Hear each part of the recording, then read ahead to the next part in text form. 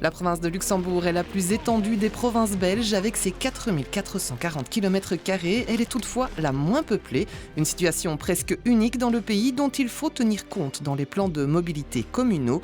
Difficile en effet de se rendre au travail à vélo pour la majorité des habitants de la province, mais il existe des solutions pour tout de même privilégier la mobilité douce utilitaire au quotidien.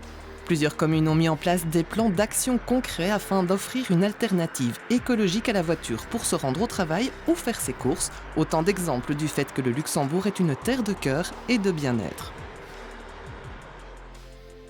Comment ne pas évoquer le chef-lieu quand on parle de mobilité ? Plusieurs aménagements ont déjà été réalisés afin de placer le vélo au centre des préoccupations. Une piste cyclable qui part de la Spetz sur la route d'Arlon vient d'ailleurs de voir le jour. Le projet d'une cyclostrade devrait également venir compléter l'offre cycliste sur place. Une cyclostrade, c'est ce qu'on appelle communément une autoroute cyclable.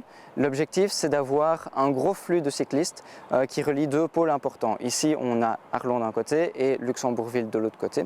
On a énormément de flux transfrontaliers entre ces deux villes-là. Et l'objectif, c'est de pouvoir donner une alternative, un choix supplémentaire à ceux qui veulent se rendre à Luxembourgville à vélo.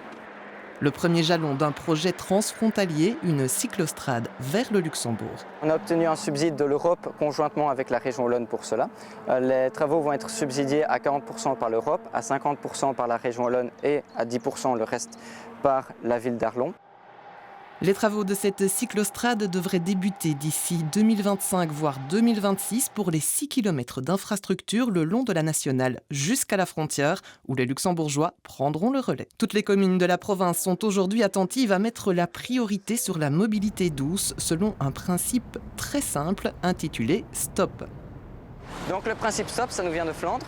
Ça veut dire Stappers, Trappers, Open Bar vers vous et Privé vers vous. Donc dans l'ordre de priorité, d'abord les Stappers, les piétons, ensuite les cyclistes, les transports publics et puis les transports individuels, donc la voiture. Principe qui sera d'ailleurs mis en place à la rue du Dispensaire pour sécuriser l'entièreté du quartier. Au sein de la direction des routes également, la priorité a été adaptée pour mettre la mobilité douce utilitaire au centre des préoccupations. Les ravels ne sont d'ailleurs plus vus uniquement comme des vecteurs touristiques. Par rapport à un schéma directeur cyclable de la province de Luxembourg, on essaie maintenant vraiment, on met l'importance sur les aménagements pour les piétons et les cyclistes.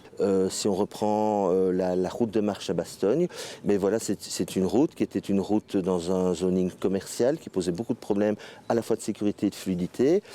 Et sans piste cyclable, sans aménagement pour les piétons. Et là, l'optique a vraiment été de changer de paradigme. Et si on fait le bilan aujourd'hui de cette réalisation, on constate que la moitié de l'espace est occupée par les voitures et l'autre moitié par les pistes cyclables et les piétons. Et donc on travaillera aussi pour que lorsque le Ravel arrivera vraiment dans l'agglomération de Libramont, on aura un chemin sécurisé, parfois par des routes communales, parfois en site propre, pour ramener les vélos à la gare. Donc notre volonté aujourd'hui n'est pas simplement d'amener un Ravel à la limite de l'agglomération avec une vocation exclusivement touristique, mais vraiment de rejoindre le centre de ville de Libramont. Autant de projets impactants pour la mobilité, mais aussi et surtout pour le bien-être des Luxembourgeois et de notre belle nature.